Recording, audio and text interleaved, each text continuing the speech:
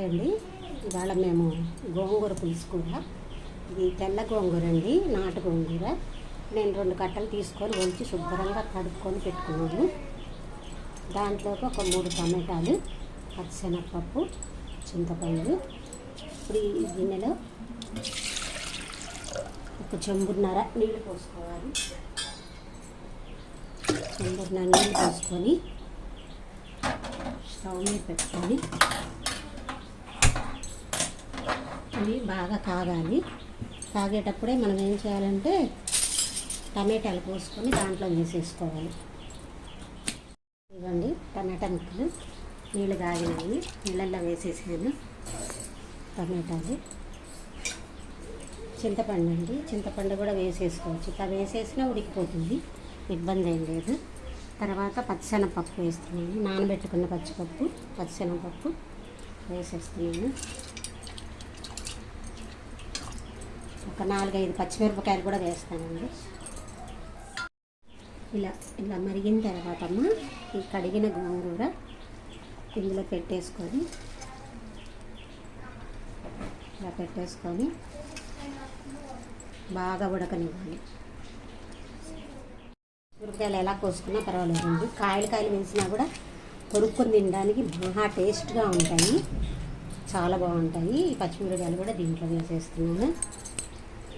పసుపు కూడా వేస్తాను,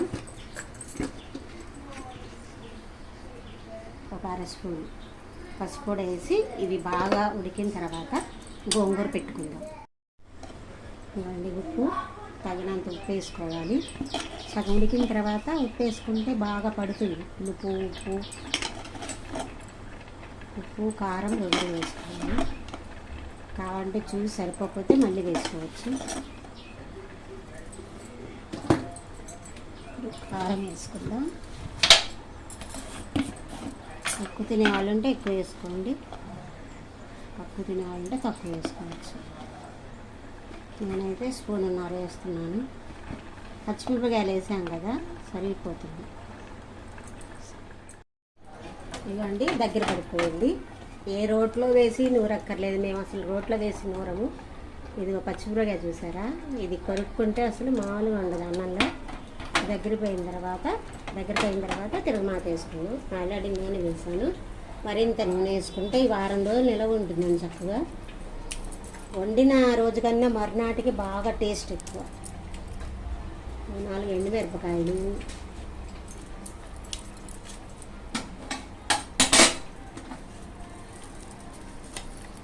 కొంచెం మినపప్పు, కొంచెం ఆవాలు, మెంతులు వేసుకుంటే బాగా టేస్ట్ అండి. మెంతులు వేసుకోవాలి ఎక్కువ కొద్దిగా.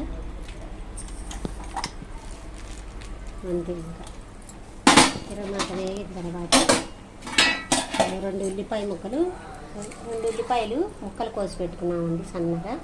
ఇది దీంట్లో వేసి ఇది వేగిన తర్వాత వేయించేసి దాంట్లో కలిపేసుకుంటే బాగుంటుంది. ఇట్లా పోపు వేగిన తర్వాత ఉల్లిపాయ ముక్కలు వేసుకొని ఒక దోరగా వేసేద్దాం. ఇవన్నీ దోరగా వేగిపోయింది శుభ్రంగా.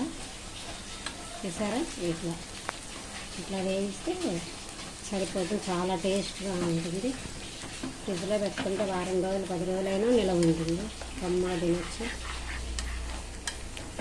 ఇంకా దీంట్లో వేసేస్తాం.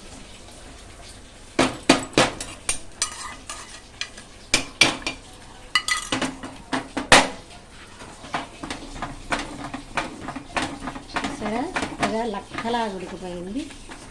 ఇంకా టేస్ట్ ఉంటుంది. గోంగూర పులుసు కూర చాలా టేస్ట్గా ఉంటుంది.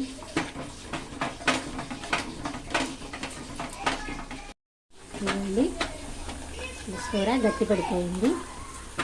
మా ఇంట్లో అందరూ చిన్నుల్లిపాయ తినరండి, వెల్లుల్లి, అందుకని వేరే తీసి మేము వేసుకుంటున్నాము. వేరేగా ఒక చిన్నుల్లిపాయ వేసాము, వెల్లుల్లి. అంటే గోంగూర పులుసు కూర రెడీ. సబ్స్క్రైబ్ చేయండి, కామెంట్ చేయండి, షేర్ చేయండి, లైక్ చేయండి.